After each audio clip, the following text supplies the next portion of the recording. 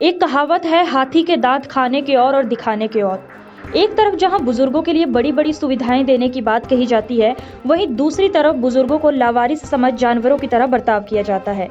इससे साफ पता चलता है कि ये सारी बड़ी बड़ी बातें ढकोसले हैं। ठीक ऐसा ही बर्ताव देखने को मिला देश में स्वच्छता में अव्वल शहर इंदौर में, जहां नगर निगम प्रशासन ने बुजुर्गों के साथ अमानवीय बर्ताव किया। स्वच्छता के मामले में भले ही इंदौर आगे हो, लेकिन इंसानियत के मामले में इंदौर नगर निगम का घिनौना चेहरा देखने को मिला।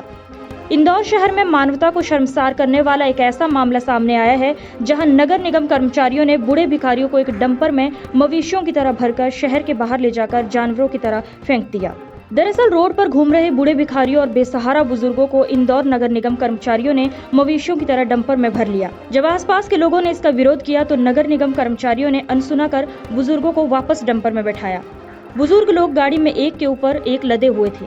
निगम कर्मी बुजुर्ग भिखारियों को इंदौर देवास सीमा पर शिप्रा नदी के पास छोड़कर जा रहे थे।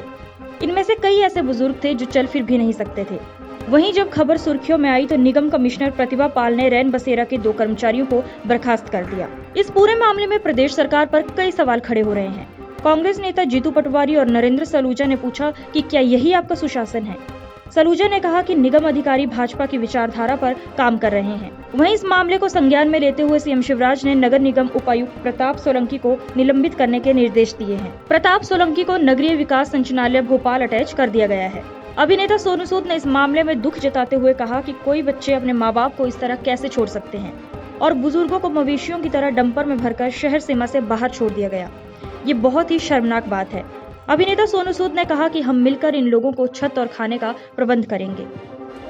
नमस्कार, मैं अपने सभी इंदौर वासियों से, भाई बहनों से गुजारिश करूंगा कि मैंने कल एक न्यूज़ देखा था जहां पर बुजुर्गों को शहर की सीमा से बाहर रखने के लिए एक प्रयत्न किया गया।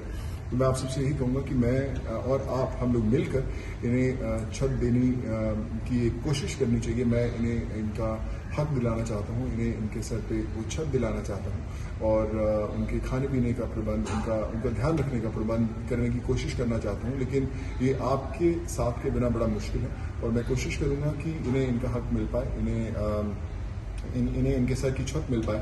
और जितने बच्चे अपने माँ बाप को अलग छोड़ देते हैं, उनके लिए एक सीख होनी चाहिए कि आप अपने माँ बाप को अपने साथ रखें, उनका ध्यान रखें। और आइए हम मिलकर, इंदौर वासी और आप, हम लोग सब एक ऐसा एग्जाम्पल सेट करें ताकि दोबारा कभी भी ये बड़े बुजुर्ग जो हैं वो कभी भी अकेला महसूस ना करें। मैं आपके साथ हूँ। आइए पूरे देश के लिए एक एग्जाम्पल सेट करते हैं। धन्यवाद। नहीं के बीच की बात है। कितने लोग थे और वो क्या कर रहे थे और यहाँ किस काम से आए थे? ये नगर निगम की गाड़ी आई थी इंदौर की, उसमें क्या नाम रहे, कोई बुजुर्ग को लेके आए थे इंदौर से। यहाँ से उन्होंने यहाँ की उतारना चालू करा। उतारने के बाद में सबको उतार दिया। कोई का नाम को टांगा टोली करके उतार रहा था, कोई कैसे उतार रहा था इनको नहीं की। छोरों को बोला मैं देख के बेटा क्या हो रहा है, तो मैंने बोला भाई चलो मैं भी चलता हूँ, वीडियो बनाता हूँ इनकी क्या कर रहे हैं। पूरी गाड़ी की वीडियो बनाई मैंने।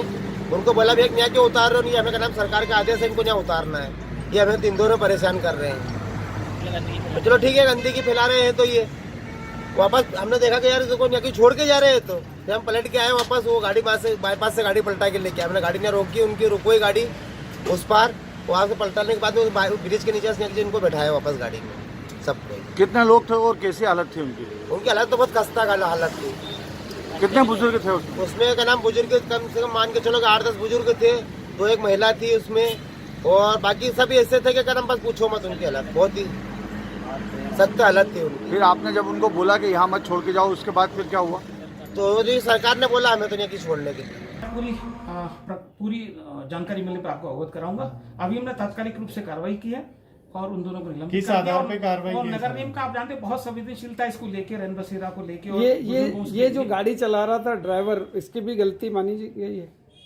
हमने जो प्रारंभिक जांच की उसमें हमको ये 2 कर्मचारियों का ठीक से व्यवहार न कर पाना और उनको सीधे रैन बसेरा न ले जा पाना पाए जाने से हमने उनको सेवा गाड़ी सिप्रा ले जाई गई तो ड्राइवर की भी तो गलती मानी जाएगी। ये शिवराज सरकार की तीर्थ योजना, जहां बुजुर्गों को तीर्थ कराया जाता है, वो शिवराज सरकार पुण्य कमाती है।